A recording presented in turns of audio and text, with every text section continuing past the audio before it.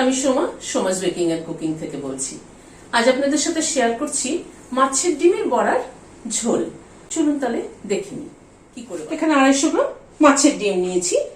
নুন ছড়িয়ে দিলাম, অল্প একটু হলুদ দিয়ে দিলাম, নুন হলুদ দিয়ে মাখিয়ে নিচ্ছি।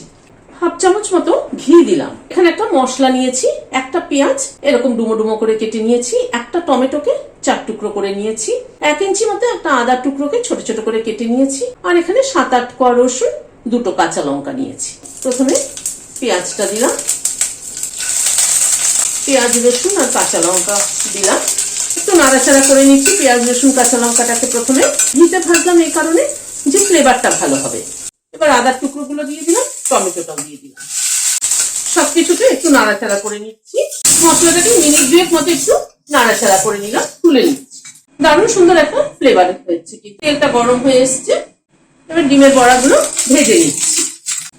বড়াগুলোকে উল্টে দিচ্ছি, বড়াগুলো ভেজে নিলাম, তুলে নিচ্ছি। ডিমের বড়া ভাজতে নিলে কিন্তু তেলটা একটু ফেনা মতো হবে।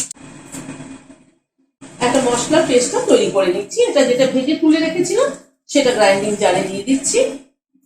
এটা একটা পেস্ট তৈরি করে নিচ্ছি। ওই তেলে আর অল্প একটু তেল অ্যাড করছি। প্রথমে একটা বড় এলাচের দানা ফোড়নে দিলাম। ফোড়নে যেটা প্রথমে দেওয়া হয় সেই গন্ধটা বেশি করে ধরে নেয় আর কি। তারপরে একটা দারচিনি, 2টো এলাচ, 2টো লবঙ্গ দিলাম, একটা তেজপাতাকে ছিঁড়ে দিয়ে দিলাম, অল্প একটু সাদা জিরে দিলাম। ফোড়নটাকে একটু ভালো করে ক্র্যাক করিয়ে নিচ্ছি, গ্যাসের ফ্লেমটাকে কম রেখে। একটা আলুকে ডুমো ডুমো করে কেটে একটু হালকা বয়েল করে নিয়েছি, সেটা দিয়ে দিলাম। আলু চাইলে দিতেও পারেন, আবার স্কিপও করতে পারেন। নুন আর অল্প হলুদ দিলাম, দিয়ে আলুটাকে একটু ভেজে নিই। আলুটা মিনিট 2 সময় ধরে ভেজে নিলাম। এবার এই মশলার পেস্টটা দিয়ে দিচ্ছি, অল্প একটু জল দিচ্ছি, এর মধ্যে ধুয়ে দিয়ে দিলাম।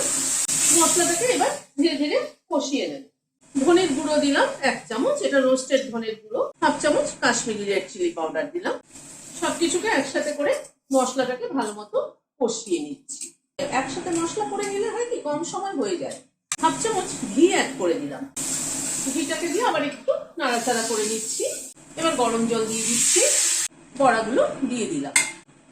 বড়াগুলো একটু ঝোলের সাথে ফুটে উঠুক, একটু ঢেকে দিচ্ছি। মিনিট 2-3 মতো ঝোলটা ফুটলো। 2টো কাঁচা লঙ্কা মাথাটা ছিঁড়ে দিয়ে দিলাম। গ্যাসের ফ্লেমটাকে বন্ধ করে দিলাম।